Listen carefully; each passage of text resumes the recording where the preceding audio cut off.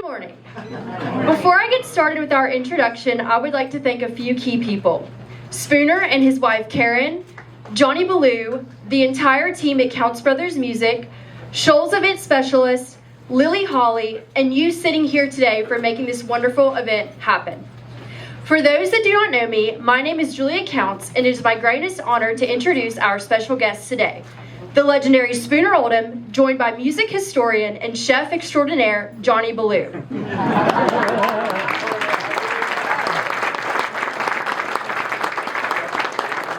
From the soulful depths of Muscle Shoals, Spooner's piano playing is the driving force behind some of the most iconic records ever made. Creating the magic that is the foundation of hits like Percy Sledge's When a Man Loves a Woman, Wilson Pickett's Mustang Sally, and Aretha Franklin's I Never Loved a Man the Way I Love You. But Spooner's influence extends far beyond R&B and soul. His talents are evident in rock, pop, and country music. From the raw energy of Neil Young's Heart of Gold to the timelessness of Linda Ronstadt's ballads, his sound is truly unmistakable. Spooner is not only a masterful keyboardist, but also a gifted songwriter. Partnering with Dan Penn, they crafted timeless classics like Cry Like a Baby for the Box Tops, I'm Your Puppet for James and Bobby Purify, and A Woman Left Lonely for Percy Sledge. Spooner has been inducted into the Musicians Hall of Fame, the Alabama Music Hall of Fame, and in 2009, he became no other than a Rock and Roll Hall of Fame inductee. Without further ado, let's give a warm welcome and celebrate Spooner, whose music will continue to resonate for generations to come. Thank you.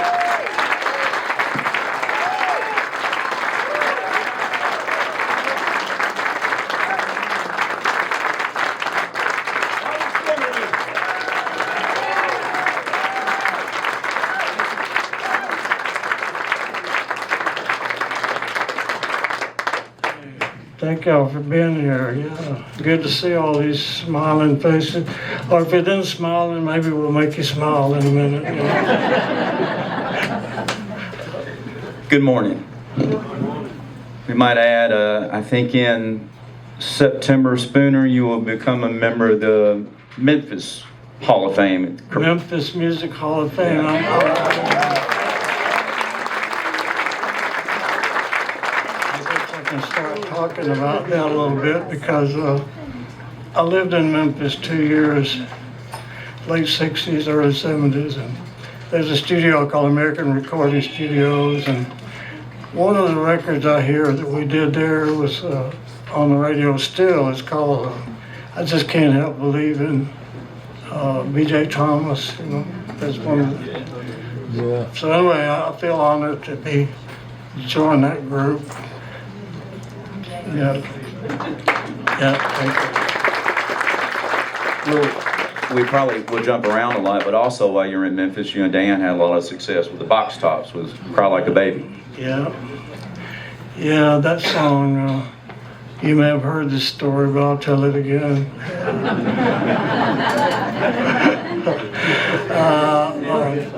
Well, Dan Penn, my friend, songwriting buddy, and singer extraordinaire. Just before I moved from Muscle Shoals to Memphis, he had moved there a year prior to me getting there, and he had produced a #1 record called The Letter by the Box Tops. Well, when I got to town, he called me and said, Spooner, would you help me write a song for the Box Tops? People send me a song, play me a song, but nothing seems to fit right. Surely I'd love to get with you and try to write something for him. Well, we wrote one night in the studio. He had his guitar, and I had my piano organ. And we sat there, you know, late sometimes you bring song ideas, maybe all week you've thought about, and you may have 5 one-line titles kind of thing. And we came with that, threw them in the garbage, and we kept moving, trying to find a lucky spot. Well, we didn't. We had burned up all our energy, all our music sales, and we quit. We'd go home, you know, even though they had a session book in the next 2 or 3 days, all the musicians lined up, and so we went across the street to this, I think it's a barbecue joint, but there was one person, it was like daylight, and we're going home, we ordered breakfast, and they were cooking up the storm back there, and I was so tired, exhausted, and frustrated, laid my head on the table like that. And I looked up and down and I said, I could just cry like a baby.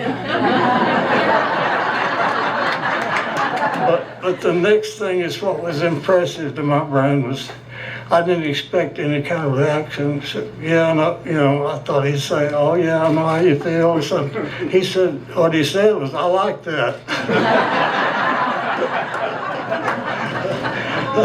And the next thing you heard was raw tape, right? We got excited. I don't even know if we ate, but we were excited to get back to the studio. Turn the light. He said, I'll turn the lights on. I'm like, you turn the organ on, I'll get my guitar, and I get 60 minutes of tape.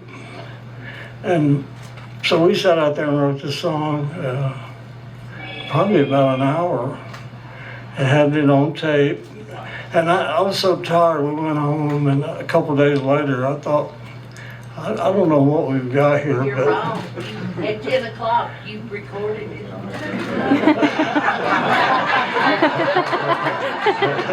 A fact checker over here, my wife. She's been a good one. We debated on whether to give you a mic or not, Karen.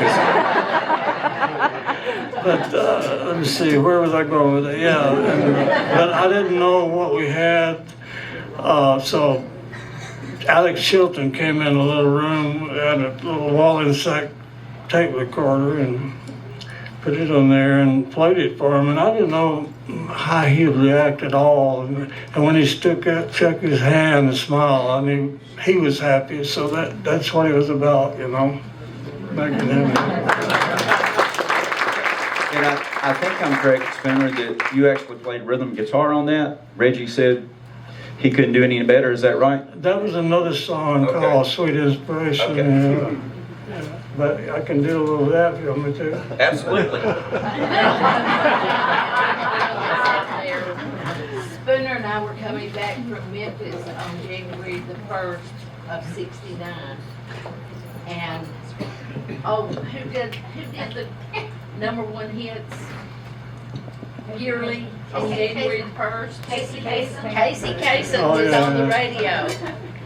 And Cry Like a Baby was #2 for the year.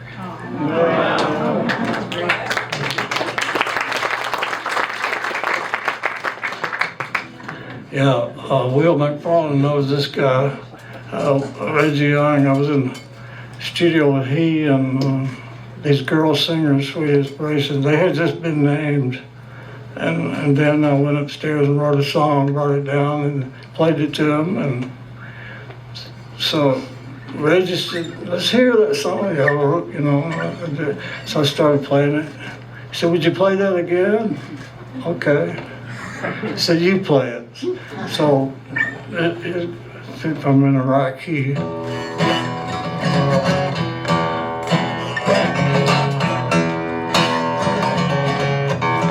I need your sweet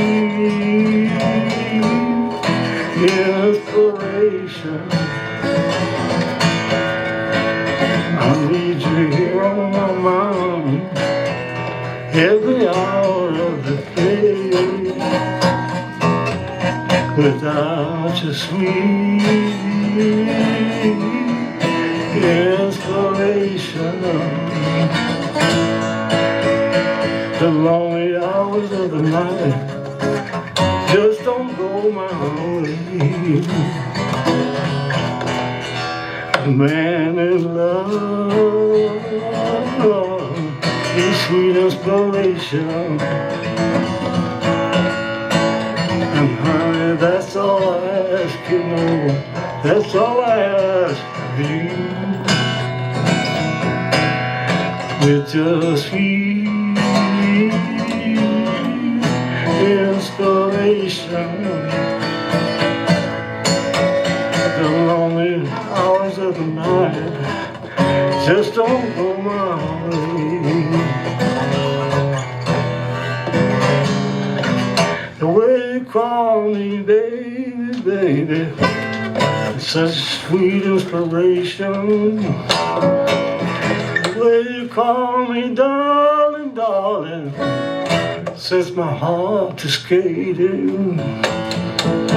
And when I'm out in the rain, baby, and in a bad situation, I just reach back in my mind, and there I find a sweet, sweet inspiration, inspiration. Oh, what a power. And I've got the power every hour of the day. With your sweet inspiration, the lonely hours of the night suddenly go my way.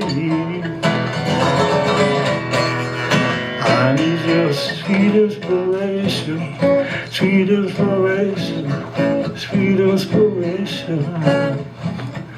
Gotta have your sweet, sweet inspiration, sweet, sweet inspiration.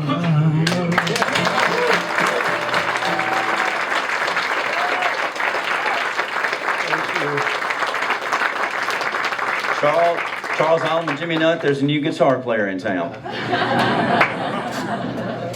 So, since we're talking about Memphis, and we'll move on in a minute, and Karen will have to help, but when y'all moved back from LA, is that where y'all got separated with him in a U-Haul and you in a... Yes. And y'all met up in Rogersville?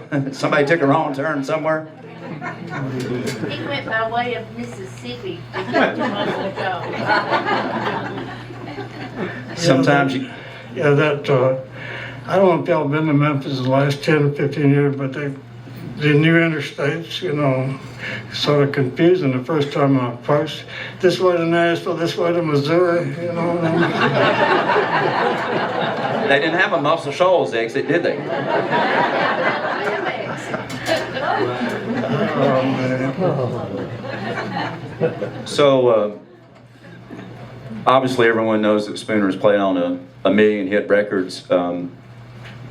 No doubt one of the biggest ones would be Aretha Franklin, I Never Loved a Man, which was recorded over Fame. And most historians will tell you that that's what identified Aretha's sound. Dan has told me, and Spooner as well, that pretty much the session was about to come to a halt until Spooner came up with that iconic lick on the whirly piano. I think you were there that day, is that right? Yeah. Yeah, David Hood, my friend here, played trombone on that record a lot. So, trombone on I Never Loved a Man and I'm Your Puppet. Why in the world did you start playing bass?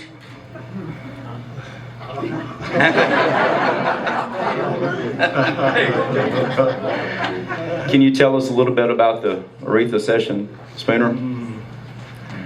Well, you know, it's hard to know where to start, but I guess I'll start from scratch. When I was a house band member at Fame Studio, I was a keyboard player and artists with singers who wanted a band. We were the band. They'd come from all over the country. Wilson Pickett's and Aretha Franklin was coming. And that week, it used to be a chalkboard in the lobby at Fame in January, like a high school teachers had. And January, I think it's January 1 through the 6th, that week had Aretha Franklin.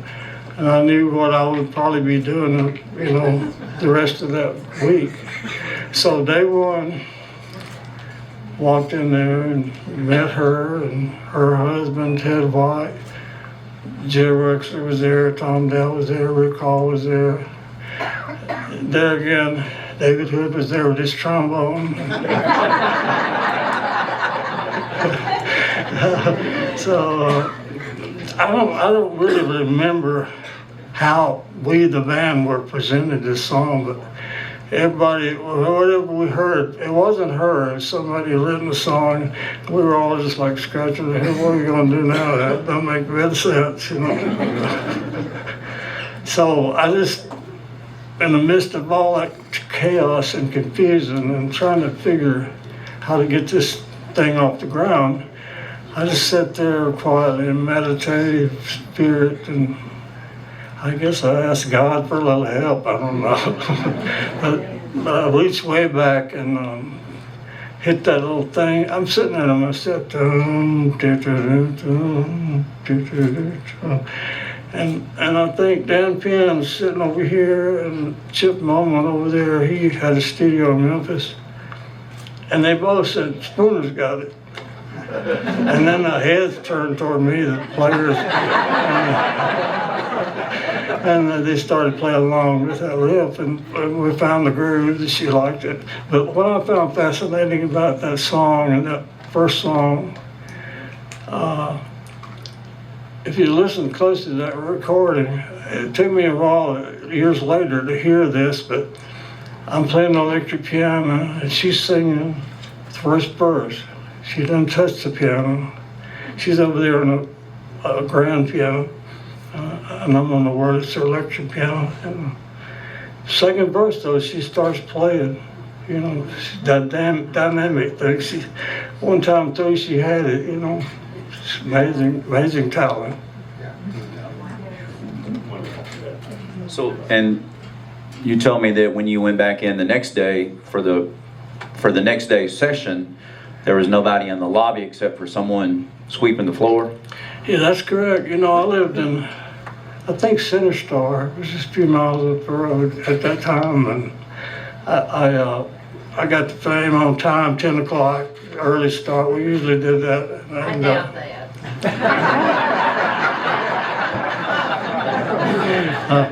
Fact checker over there. You didn't know we were going to have Wikipedia here today, did you? Let me see. The guy was sweeping the floor. Oh yeah, I was there at 10 o'clock on time. She says I may have been late, but 10:15. No one's there but me and the cleanup person. And I was looking around and scratching, what in the world? Doesn't sound right, you know. And I said to him, I wonder where everyone is. I thought we started at 10, it's 10:15. He said they'd canceled the session. So Spooner told me the guy sweeping the floor knew more about the session than he did. But yeah, it was really fascinating because I felt like we had a really good day for day one with a new artist, and you know, I just felt that in my heart, and to just, you know. Anyway, later we went to New York and finished the album. A couple weeks later, I guess, they called and asked would we finish it up there.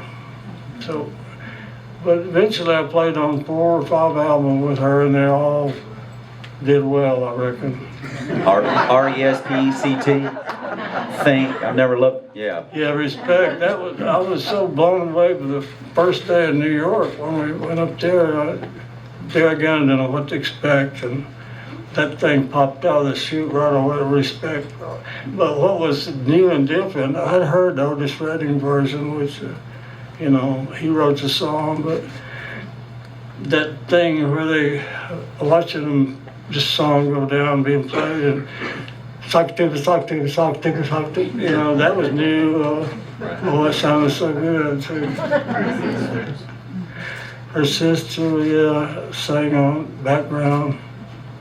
I'm trying to remember her name. Irma, yeah, I think she eventually passed away, but yeah. Anyway, we had some good times in Atlantic Studio in New York, but last month I understand they tore that building down, you know, as in the nature of a lot of old buildings, you know, make room for something else. Near Times Square when it's close to Times Square, yeah. So Terrell over at Shoals Sound loves to tell the story that when Roger got up there, he called Jerry Wexler and said, "Can I get room service, or can I get a hamburger?" And Wexler said, "You can get fries with that too." But that somewhat started a new career for you all as well, correct? Yeah. What about a guy that I know you love, Spooner, and Donnie Fritz, who I spent so much time with? A lot of people have told me that if there wouldn't have been an Arthur Alexander, there would not be a Muscle Shoals music. I know you spent a lot of time with Arthur writing songs, playing, actually making the music for his songs, because he was just a lyricist, not didn't play anything. Well, yeah, Arthur was, I don't know if y'all know him or remember him, but he's a tall, good-looking black man. And when I was going up over the city drugstore back in that time frame, and Tom Stafford, who was like the mentor, owner, renter, he rented that space for $30 a month from his father, who had a pharmacy downstairs. And so we go up there, they had a tape recorder, upright piano against the wall. And the first time I was a teenager and saw this, like a radio station that had a petition and a recorder and a board. And so Tom said to me one day, I met this man over at Sheffield Hotel, and I think he's written a hit. Of course, I never heard that terminology on the Shoals. We didn't really have any hits. I was sort of, what could that mean, you know? So about a couple weeks later, I met Arthur, and then, like Johnny said, he wrote great lyrics, sang great, but he didn't play an instrument. So me and David Briggs at different times would sit down at that old piano, and he'd sing his song. It was easy to tell where he was going with it, G, C, and D. And so I heard that song, and I thought, well, yeah, he may be right. He may have something there. So I think they did the track. It's a frustrating story. I think I overdubbed, first time I overdubbed Hammond organ on the record was, I was a teenager, Better Move On. And, and I remember I shared a microphone, one microphone with Sandy Posey, who passed away last week. Yeah. And Herschel Williamson. So they were the backup singers on that? Backup singers, and we're overdubbing on Better Move On. And David Briggs had played the original piano part. So that was probably you, Jerry Kerrigan, David, Terry Thompson, maybe? I think so, yeah. You know what, that was an odd moment. I remember. Putnam? Huh? Putnam? Yeah, Nora Putnam. But I think Peanut Montgomery said, he originally played guitar, shared a mic with Arthur. And then later, what I saw later was another guitar part over to New Fame with Forrest Riley was his name. And I've never seen him since that day, but he lives around here somewhere. Sounds like Howie McDonald that played on Old Time Rock and Roll. It was a one hit wonder, maybe. They said he passed away as well. Who? Oh, I didn't. Bless him, his family. He was a draftsman at Reynolds. A draftsman at Reynolds? Okay. I know we're kind of bouncing around, but are you up to tell them about your great swim?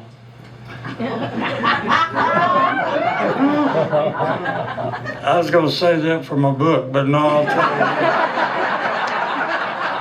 you. If you guys will give us $30 today, you can get the book and hear the story right now, firsthand.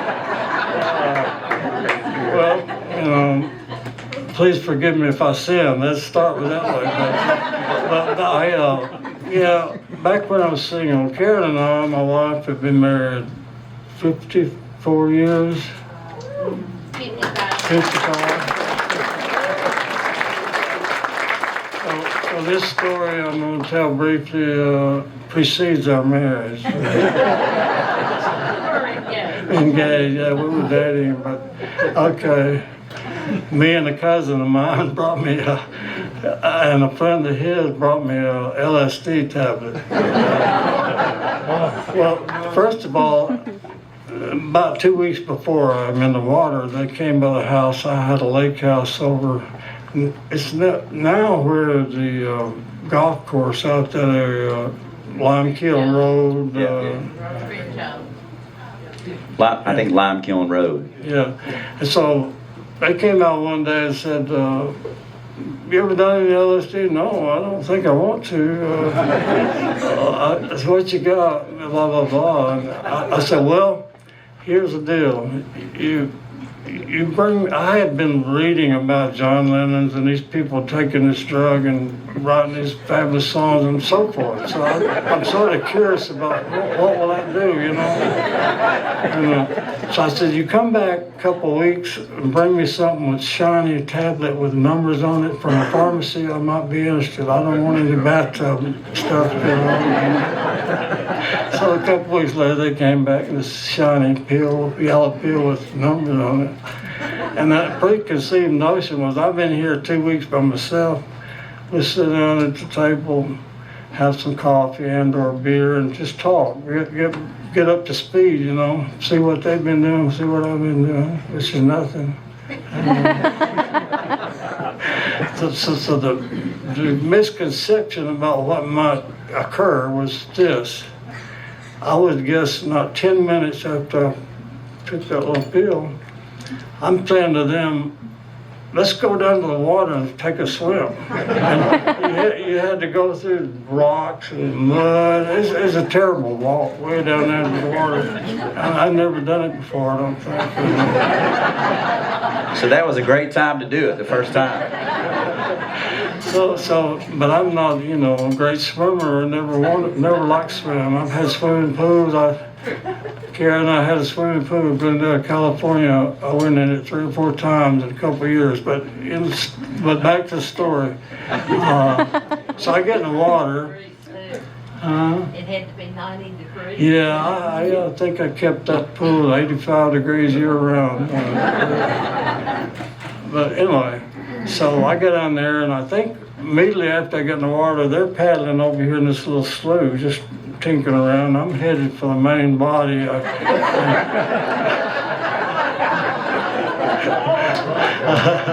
So it's getting late in the afternoon, you know, and I get out, and I think about it. After I swim a minute, I drop my clothes off. I'm naked.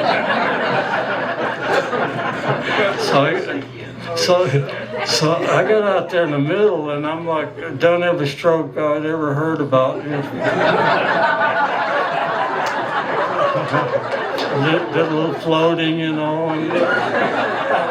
and midway out there in the water, it's getting almost dark, and I'm thinking, well, I'm halfway, I'm not tired, things are going pretty good. And my first thought was, if I get out here in trouble, all you gotta do is wave your hands to help. This is a boating community, you know. He said not one boat came by. And so I'm laying on my back. I'm saying, well, you better say a prayer, you know, something like that. You know, Jesus, God, what should I do now? Should I go back there and hug those guys on the other side, wondering what I'm doing here in the middle of the river, or just to go on the cross, you know, and make something for myself and accomplish a goal? But I saw, and the next thing I saw was, I guess today you'd call it hallucination. This godlike, Atlas godlike figure with a torch burning out the I thought, well, what that is a sign of strength, power. You do what you want to do. Go on, you know. So I got over there, and it seemed like that'd be the end of the story. It's dark. I'm on the other side, and now what do you do? You know. Start butt naked. Yeah, naked. And 1969. 1969. So what and do you do? he's way up the river from his house. He's in Killen now. Is that right? He's the only guy that swims naked across the river upstream. So you know, I'm still not tired.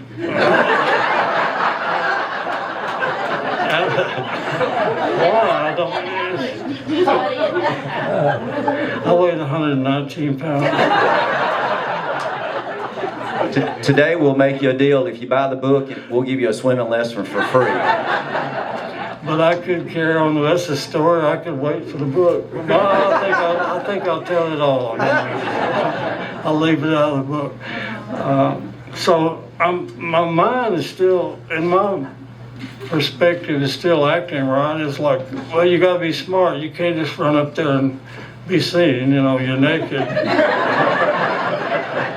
So what do? So. There's a lawn, and then there's a house lights coming on, the back porch lights. And pick one of those houses. You got to approach the house somehow without messing it. So I got up there and peeped in, and there was a man in his shorts in his 50s, no children, dogs, or wild people, or nothing. So I said, you better make a move,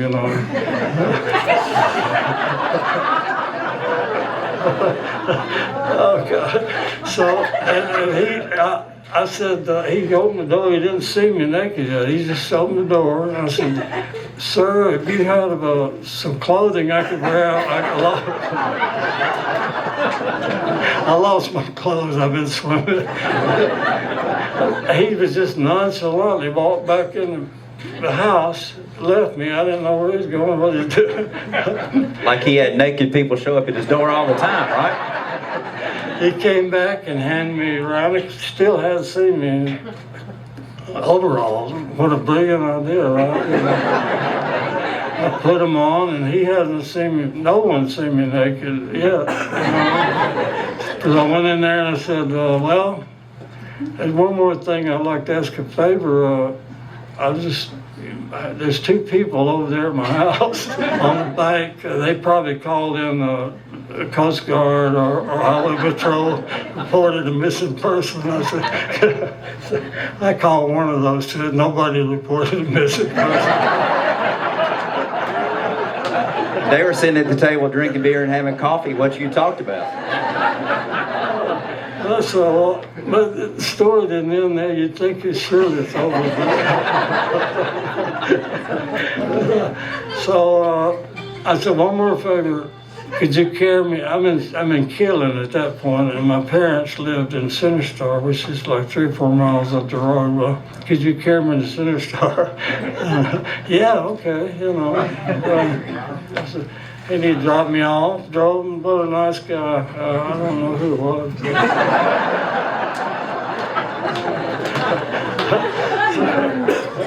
So I get luckily there's no one in there, Mom and Dad.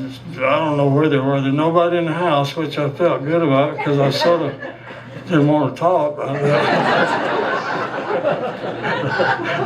that. So I laid down on the bed like probably 5 minutes resting. I thought, and my brain was, you've been in that dirty water, you need to take a shower. So I took a shower, and my old 67 Mustang's out in the parking lot. I get in it, drove 13 miles back to Sheffield. He was 2 years old. 2 years old, yeah. Anyway,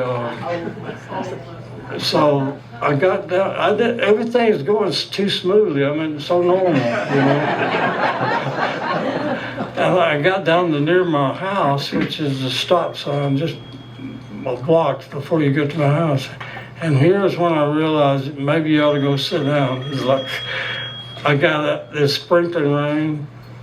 When I got out of the car and walked around the front of the car and left the headlights on, and there's a stop sign. I'm reading the stop sign, right? So I moseyed on down the house, hugged my friends, and they went home, and I laid down and went to bed. No, you did not. No, that's right. That's where you come in. Right. Yeah, We finally remembered we had a day. Yeah. Well, you knew it was always fashionably late, so it was. Exactly. I don't know how late it was, maybe an hour, 2.5. 2.5 hours. So I had to tell some of the story to them. She and her 2 friends, they were waiting on me. And who was there? Brady Smith and Glenda Smith, yeah. So, But thanks for listening,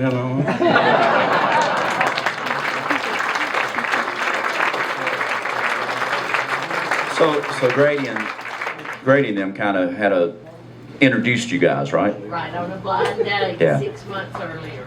And that was the night I decided, yes, I have to marry him.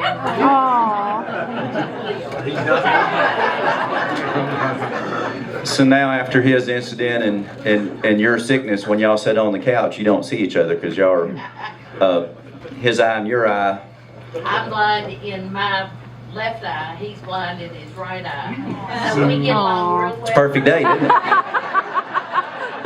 Yeah, we got matching recliner chairs, you know. She's over there, I'm over here. We don't see each other for hours.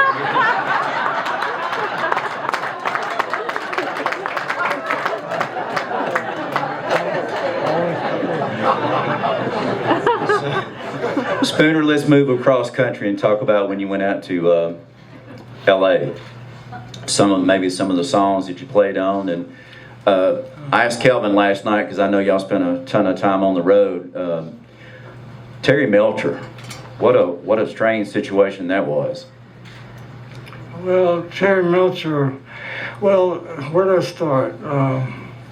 I kept getting calls at Center Star. Why don't you come to Los Angeles, and we're putting together a new studio band, all in Memphis, with Muscle Shoals, kind of a band that singers come in, they got a band. Well, okay, and at that point in time, my stint in Memphis was growing slim because Martin Luther King had been killed and things were changing, the air had changed. The blacks didn't change, the whites didn't change, the air changed. That's the end of the story. I mean, that's a fact.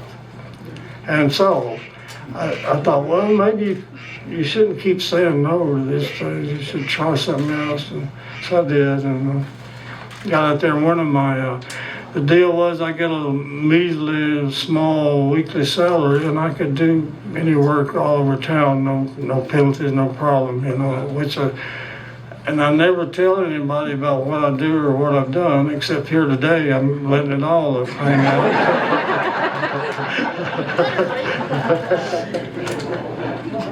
But so I guess some people knew anyway some things I'd done because they never told me they did. But you know, so people would call me, and so one of those days was Terry Melcher, I knew he had produced some records like Part of the Raiders and some other people.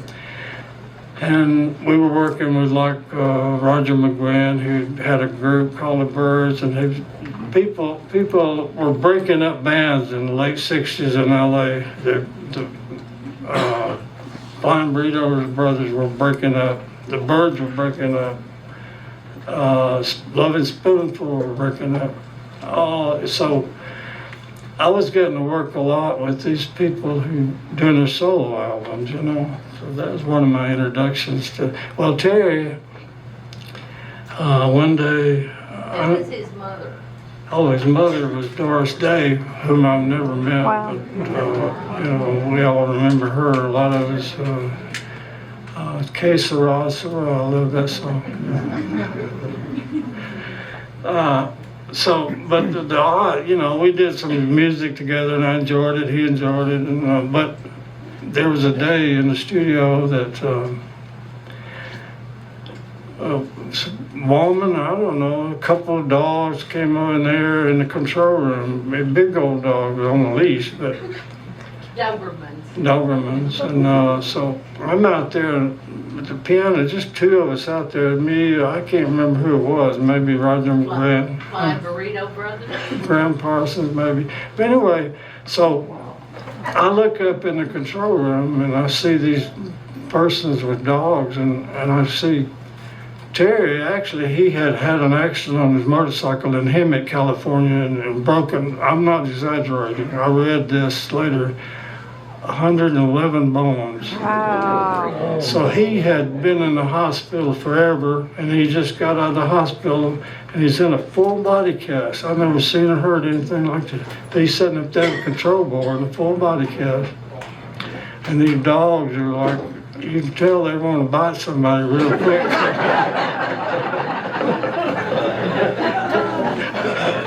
So, but it was a time frame when Terry was a suspect in a.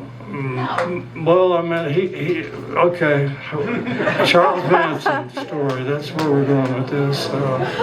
He had refused to work with They had Terry and this recording engineer taken a van with the recording cue out to Charlie's ranch because they'd heard he sang and play, and so whatever they did, they came back and didn't want to be around him anymore, didn't want to sign any more paper. So I think Charlie, when he was refused a contract, he got mad and wanted to kill somebody. And all this was happening. So he was, but it was really after Terry Melcher, my friend. Terry owned the house. Yeah. So it's just kind of a somewhat mistaken identity. They showed up. Terry had just moved. He had sold it or had moved out. He had just moved 2 months earlier and leased it.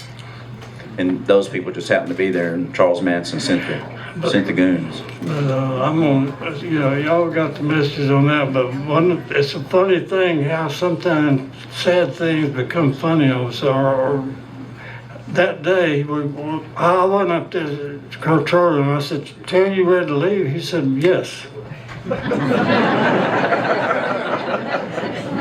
So he had this girlfriend, went out to the car in the parking lot, and I'm following along behind to get in my car, and Terry's passenger door was not locked or pushed together good, so she made a turn. Wait a minute. Terry in the full body cast had to be slid into the back seat. Yeah, he was in the full body He could not cast. sit. So what I'm getting at is she made a forward move on the accelerator, and he fell out in the parking lot. Was this the preface to Weekend at Bernie's? It should have been.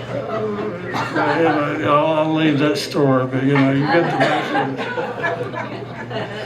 So we would be here all day and night if we talked about all the records that you played on out there, but I was talking with Julia and James this morning. One of my favorites that I think you told me when you went home, you didn't know who the artist was, but you told Karen you played on a hit, and that was Bad Bad Leroy Brown with Jim Croce. Yeah, that day I was starting to get session work in Los Angeles, and I got a call, "Would you come over here to the United Artists Studio," which I'd never heard of. I've been to a lot of studios out there, Wally Hyder and Sunset Sound and all that good stuff. Great studios out there. But so I went in there, and I'm maybe 5 minutes late. Carol said 15, but The studio was in the Universal Studio, movie studio lot. So- And he had to go through security. A lot of security to get through to get to the... Security so there. it's the oddest day of my life, I guess, except the Aretha day where things turned out pretty good. But I walk in there, and there's a chord chart on the upright piano's against the wall, and there's 4 folding chairs around the piano.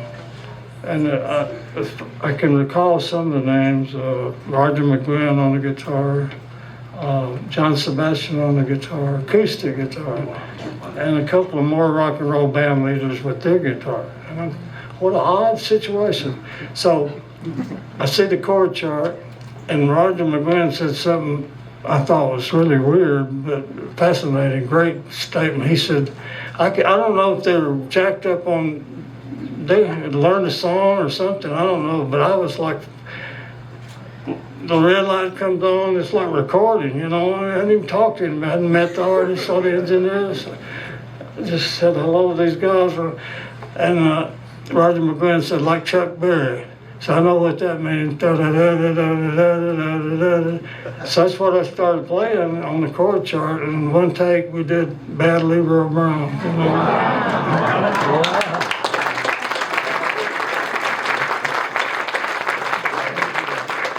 Yeah, that's a fun thing, but this story down there for me is like I signed my union contract. Well, there was one more recording after that. Yeah, one more time in the bottle. I'm thinking, oh, it's so beautiful, all these guitars, and we weren't communicating. It's just rolling, like. And I'm thinking, I'm not going to play. That's too pretty to play. But I played on the last note because I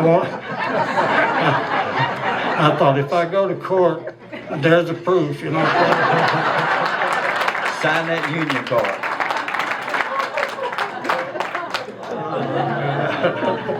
Oh man, things you do for love, right? And money. And money. I don't go there anymore.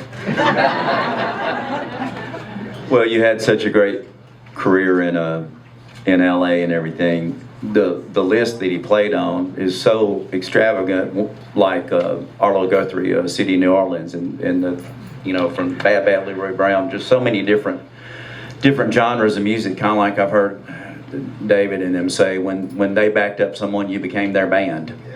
Whoever that might have been. That's true for me also. Yeah, it's that's a good part of being a house band member. It's like you play to whoever sings comes in the door, and if they're good, bad, or indifferent, you try to make it sound good.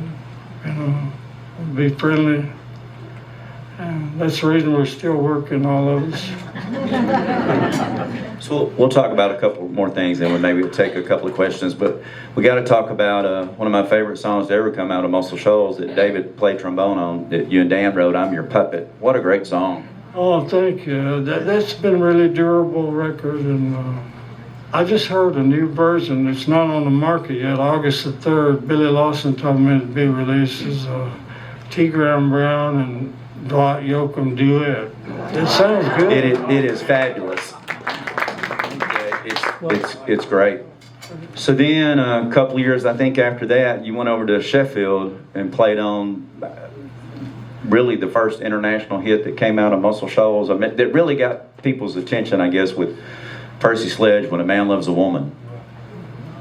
Yeah, the day we did that over to, I think, I had a couple of names of that place. Norella was one, and Quinby was another. But anyway, so where did I start? I went in there, as a studio musician player, you're used to seeing Hammond organ, these wooden structures, and these studio Hammond. Well, I went in there. First of all, I got a call. Will you come over here a certain day and play keyboard on the singer, the first record? He's orderly at the hospital. Well, yeah, I'll be there. Start the time, blah, blah, blah. So I walk in there, and there's this little red, shiny keyboard, plastic, made in Italy. I'm looking at that thing. I never seen it before, and why is that there? I wonder. That's what I had was to play. So they had a nice, big, huge Ampeg black, almost knee-high amplifier beside. Power the amp on, powered the power button on the keyboard, and I'm looking at the setup. It's got two buttons, like multi-tone booster and another button. So I pushed one of them and it sounded like 1,000 screaming bumblebees. I thought, this ain't gonna happen. I can see that guy. He's a soul singer. I never heard him, but I know he's a soul singer. And this ain't gonna work. So I pushed the other button. It's the sound we hear when a man loves a woman, the recording, but it made my heart feel good, to find that button. So we recorded the thing in a few takes, me and Roger Hawkins on drums, Junior Lowe on the Fender bass, and we did Jimmy Johnson on the board, Roger Hawkins on drums, and we did, we did the recording. I went out and took a little break, and the Billboard magazine was out there, and I opened it up. The Beatles are coming, and I never heard of them. That was the time frame we were doing that. So it didn't take long to know who they were. So Kelvin asked me last night, he said that Liberace offered you a piano, but you declined because you had nowhere to put it at the time. Can you tell us about that? But he wouldn't let me have it. I wanted it. It's because after you, It was 12 feet long. but years later, you stumped your toe and made a bonfire out of one. Is that Yeah, close to true? That is the truth, but it was just a baby grand. Okay. Sorry, not a 12-footer. But Yeah, I did burn it. yeah, these people I played with at my home-based studio in Los Angeles is called Producer's Workshop. It's still there, the studio. And I was to be a part of a house band. There was a guitarist, was Richard Bennett. He was, I think, 18 or 19, LA youngster. And Dennis St. John was going to be the drummer. He came from Roy Orbison band, I was told, from Atlanta. Emory Gordy Jr. was a bass player who later married Patty Lotus and had quite a history of producing records. But fine house band, you know. One of the records we did was Liberace.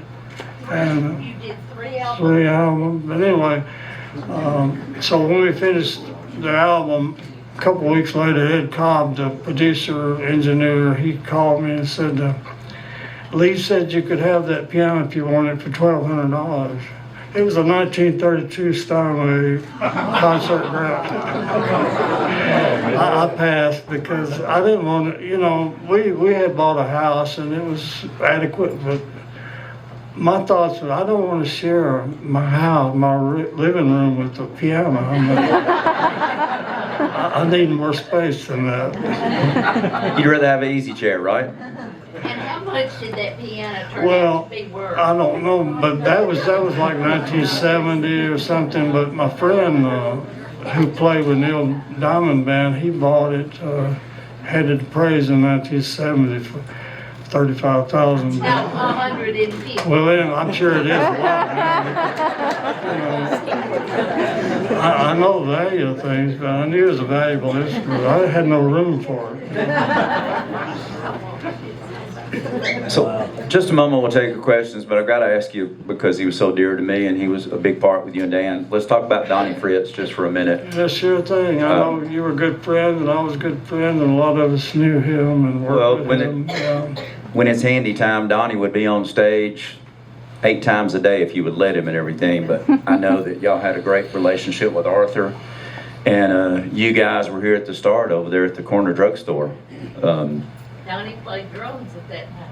Yeah. Yeah, Donnie and I, in the beginning, he dated my sister Judy a little while, and we met as teenagers, and then we got in a band together, which was called Holly Stickson and the Keynotes, and he played drums in that band, and of course Holly's had one of the longest running bands, Shoals in the Shoals, you know, he and many other good bands around here. So anyway, what was I getting to? I forgot where I was going. Just talking about Donnie and bands. Donnie, yeah. But yeah, I think if you weren't in Hollis Dixon's band, you didn't get a stamp of approval, did you? I don't know, but we had a good setup with that band because Jimmy Johnson, I think, knew the booking agent, Tommy Katz, before they had Malico Records, I think. And they would book us all over the Southeast college fraternity sorority parties, and they paid well, and people having fun and whatnot, you know, it was all good. And we played Alabama, Ole Miss, Auburn, Mississippi State College for Women, and so forth, you know, but that was fun. And Donnie, he was always, like Johnny said, he loved to sing and play about as much as anyone I've ever known. You know, he just wouldn't turn off that light. After we moved to Los Angeles, Donnie went to Nashville. Yeah. And that's where he met Chris Christopherson At Combine? Yeah. And Donna built the dream home. That's a whole nother. That nightmare. So, I know we're probably getting, James, Julia, we're okay on time? Libby, we okay? You want to take a couple of questions from the audience? Sure thing, I love that, yeah. Hi. My name's Phil Ellis. I grew up in Eastern North Carolina, and I love all kinds of music.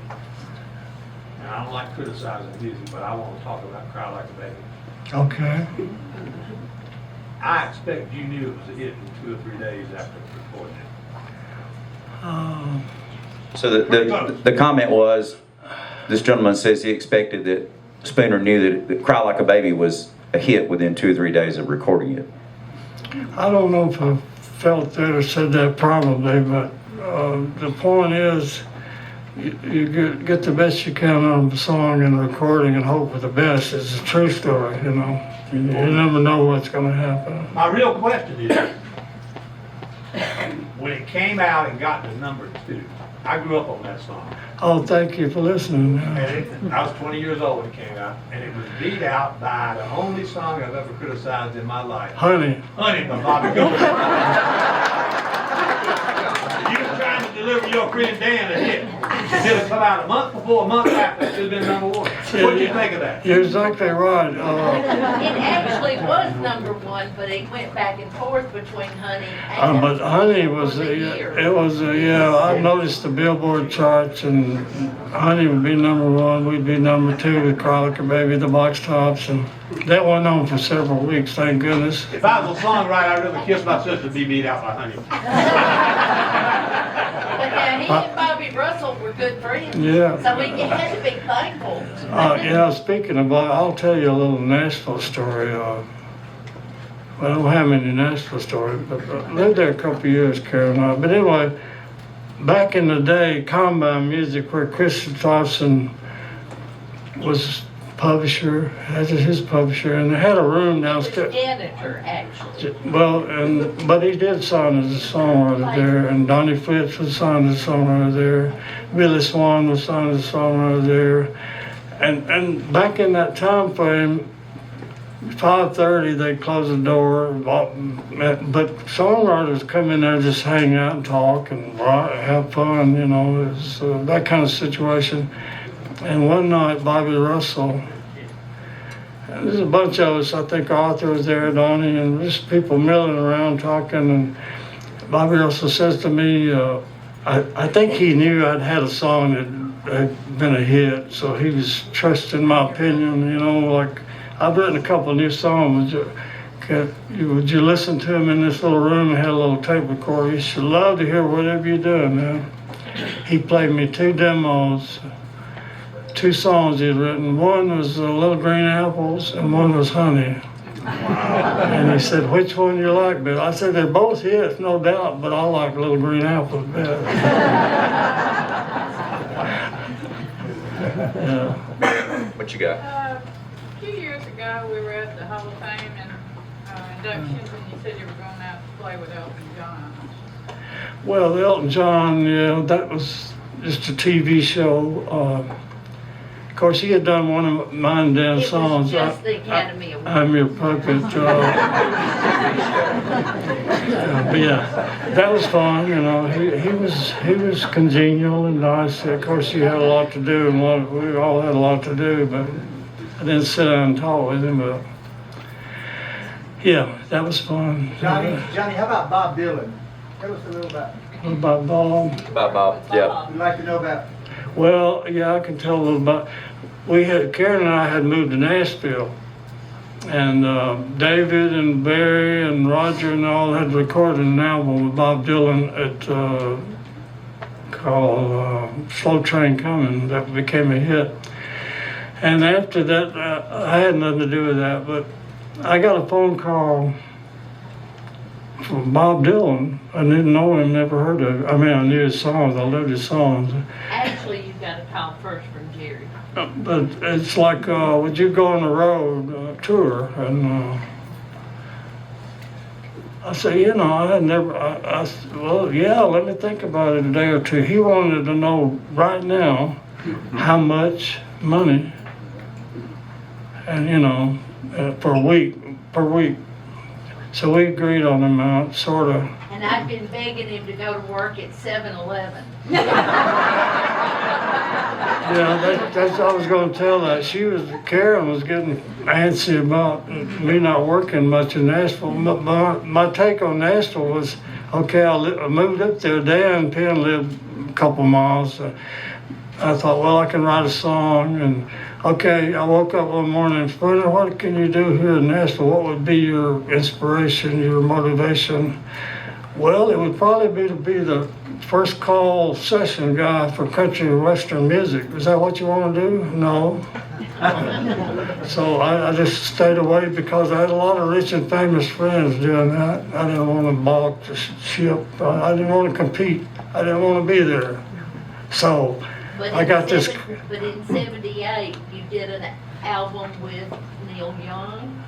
Yeah, I did an album with Neil Young there that Comes a Time that did good. So yeah, but anyway, the point being that I took the tour. I did the tour, you know, just to get out of town, basically. The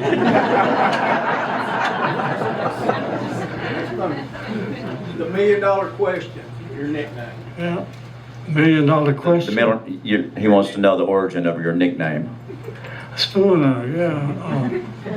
Well, back when I was a teenager, my mom and dad lived in Center Star, and Mom had a beauty shop for many years. So, let's see, Charles Phillips, I don't know if y'all seen these PBS dumpsters and stuff. It's owned and operated by my friend Charles Phillips Backhoe Service. Well, and we were, he asked me one day on the 5th grade at Center Star School, said, what happened to your eye? Back then it was blind, but it had a white cloud in the pupil. So you looked at me, you didn't sure what to look at, I guess. So, you know, and I always was self-conscious about it and shy about it. But anyway, Charles asked me one day what happened to my eye, and I told him the story that when I was a little toddler, 2 or 3 or 4 years old, I climbed up on the stove handles, pulled a pan off. I thought it was clean and it had a spoon in it. It was clean, but it fell and hit me in the eye and blinded me. It was a short story. So he thought it was funny, I think. And I hated him for 2 weeks on. He called me Spoonie. I think that's the way it started, Spoonie. And his mother, Miss Phillips, she was probably 95 at the time, she called me Spoonie. And next thing you know, I become Spooner, you know. And I realized that people just like the short name, easy to remember.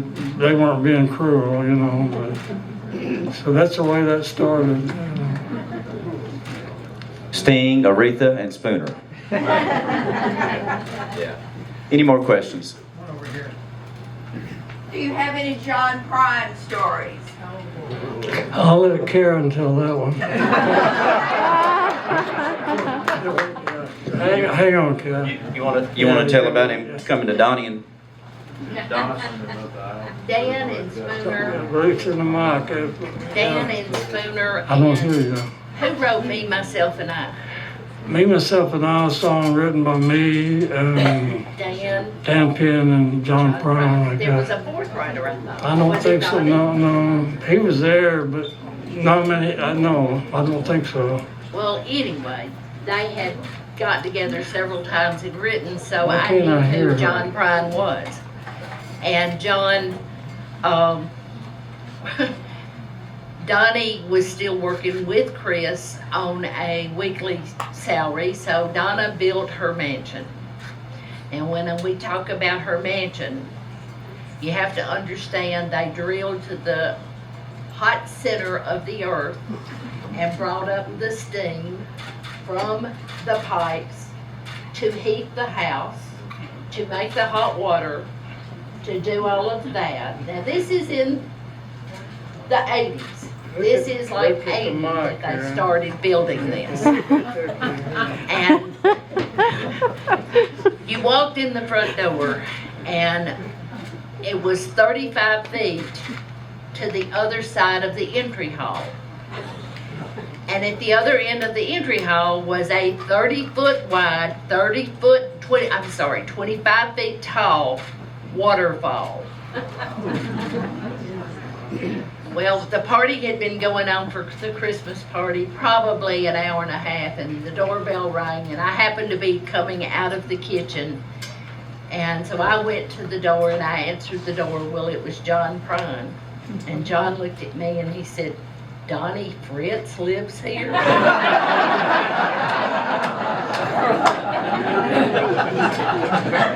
That's the John Prine story. Donnie said they would put a frog in the waterfall so they would feel like they were a little, or go right in the garage with the dog so they would feel a little more at home. As we all know, John Prine, a great songwriter, great artist, will always be remembered fondly by me. And I played on the album or two with him, and he's like all good singer-songwriters and songwriters I've worked with. It's like they'll sit down and play you the song one time, and you write a chord chart, and next time you play along with them, and that's what you get, you know. But same, David, I'm sure experienced it more than I only played on a song or two with rock and roll, old time rock and roll, Bob Seger. You know, but he's that kind of guy. You just sit down and play your song once, you write a chord chart, here we go, you know, take off. And they're that good. I saw a thing on YouTube. I don't fish around much on my computer, but I got stopped by Jerry Lee Lewis and the Rolling Stones, what's his name? Keith Richards. And Dick Clark, they were like, and Dick Clark's talking to these guys. Jerry Lee just came on stage with this red, pretty suit on, and Keith's up there, and Dick Clark says to Keith, "You got on the plane, you came here just to play with Jerry Lee Lewis on one song, right?" He said, "Yes, sir." What motivated you to do that? He said, "He's that good." So, yeah, music travels like wildfire sometimes, you know. I like that. We didn't get to talk about this the other day, but Terry was saying that perhaps you were maybe in Minneapolis at the Mall of America one time trying on a shirt, and someone thought you were trying to take it without paying for it. Actually, that was in Nashville. Okay, well, we had our states wrong. I don't know. She knows that. Whatever. He went to jail. We did hire lawyers and whatnot and got it off his record, yeah. but he had the shirt in his hand, tried to pay for it several places, and Nobody showed up. nobody was taking money, and he was supposed to meet a couple down the mall, so he looked down the mall and they arrested him. Yeah, I came, the two security guys ran up there and took me upstairs to this interview room, you know.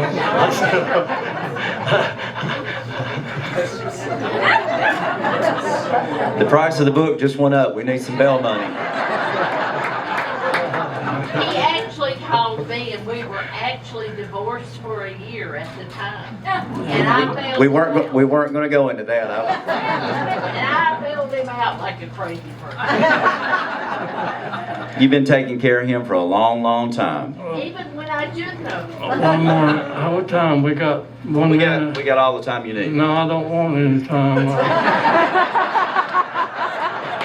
I just do one more and we'll wrap it up. Is that good? Yeah.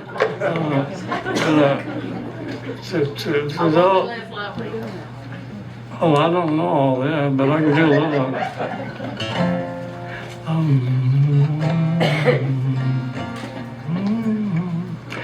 One that Janis Joplin did that Dan I wrote. I've never done it with the guitar. I'll do it as long as I can remember what I'm doing. Let's see what. No woman left lonely will soon get tired of waiting. She'll do crazy things on a lonely occasion. A simple conversation with a strange man now and then makes a touchy situation when a good thing coming to an end, and when she gets lonely, she's thinking about her man. He can't keep up his homework, so she does the best she can.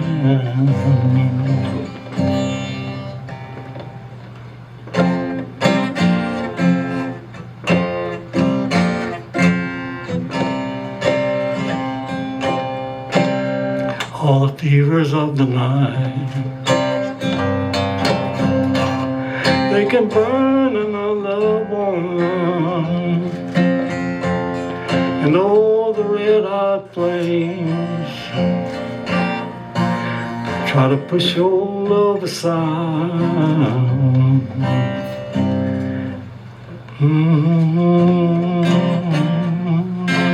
That's all I remember.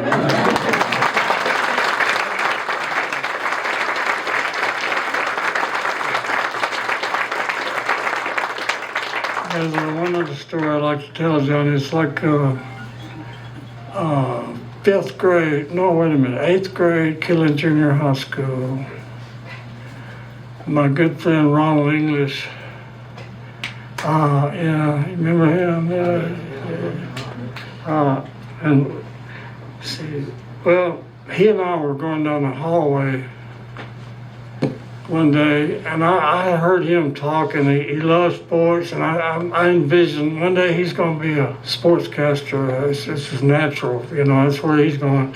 And so we were walking down this hallway, and on the left there's an empty room with an upright piano against the wall. And I said to Ronald, you ever sing? He says, sometime.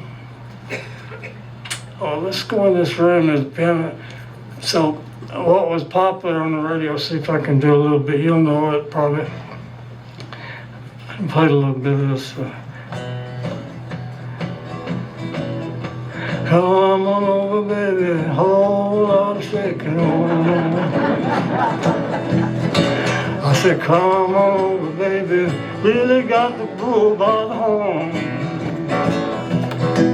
We ain't faking, whole lot of shaking going on. But yeah,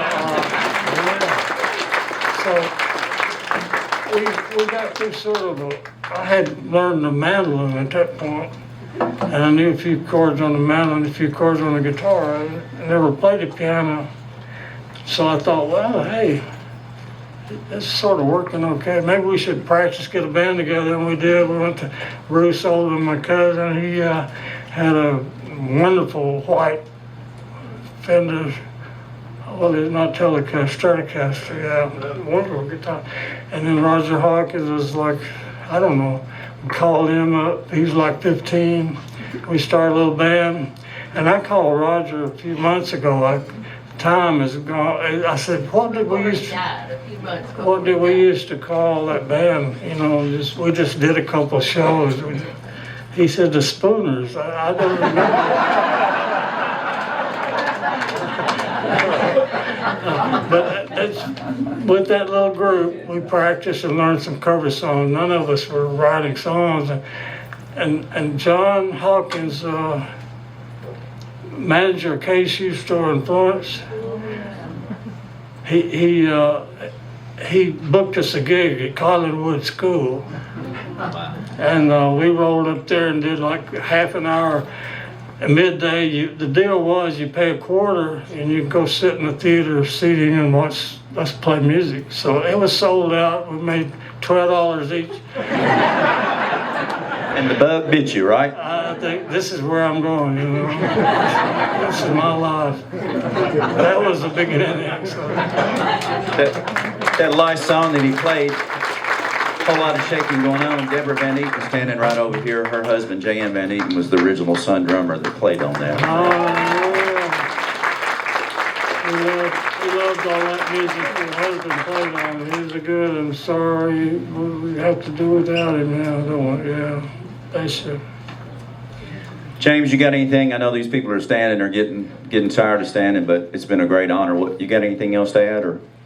No, y'all done a great job. Well, thanks, Thank you, Brian. James Counts, Julia, Libby, Terry, Louisa, Niles, Lamar. I'm probably forgetting somebody, but not only just coming here today to hear Spooner, come back today or sometime and buy a t-shirt, buy a guitar, buy a vintage drum, support.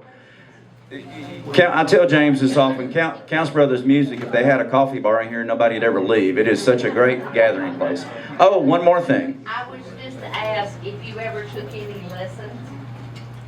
The question I was just asked, did I ever take any lessons? Yeah, well, I don't read music very well to this day, so forget that part. The next part, I took first, second, third grade piano. The deal was at Killen Junior High School, 8th and 9th grade.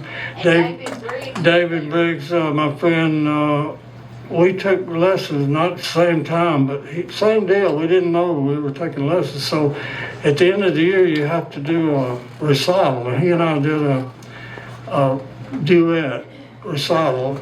There's no photograph, no memory, ain't no way to know that, but he became a successful keyboard player, publisher, arranger, Nashville. Video owner. But we grew up in the same little country town, Killen and Center Star. I saw him last week. Who was the piano teacher?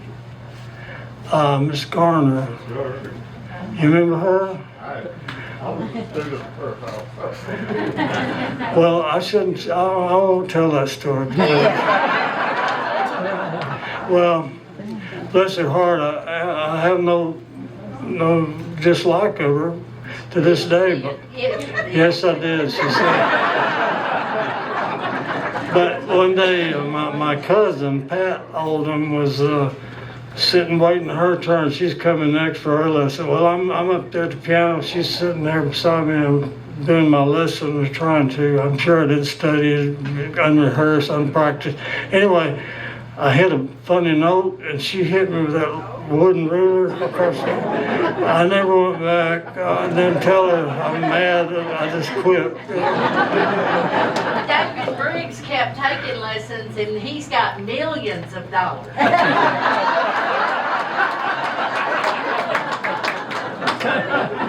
You're the one It do make a difference. You're the one in the Greek to take care of. Before I forget, Karen's got new Spooner socks. See her, and she can fix you up. Once again, thank y'all so much for coming. It's been such a great honor to sit down with Spooner. Have a good day.